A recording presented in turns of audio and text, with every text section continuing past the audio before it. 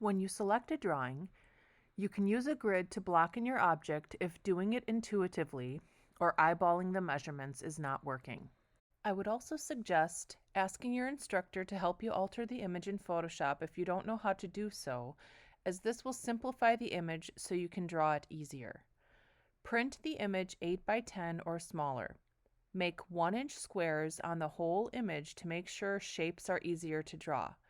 To do this, make 1-inch marks on the photo you printed both horizontally and vertically. Make sure to slide the ruler up so you are measuring the same on both the top and the bottom of the photograph. If you rotate the ruler around, the lines won't match. Next, you will use a multiplier to make your image larger.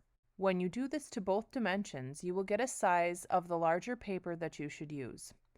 Use the multiplier, normally 1.5 or 2, as the size of the squares on the larger paper. Make sure to draw very light in case you make mistakes so that you can erase.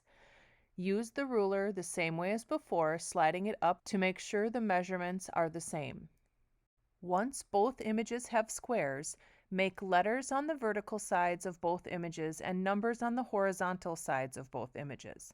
Then you can start blocking in the shapes you see in each square. You can make a piece of paper about 4 inches by 4 inches that blocks out information in the original printed photo. I normally call this a blocker. Make a 1-inch hole in the piece by measuring 1 inch on either direction and cutting out the part where they intersect with an X-Acto knife. If you don't have a knife, ask your instructor for one that is already cut.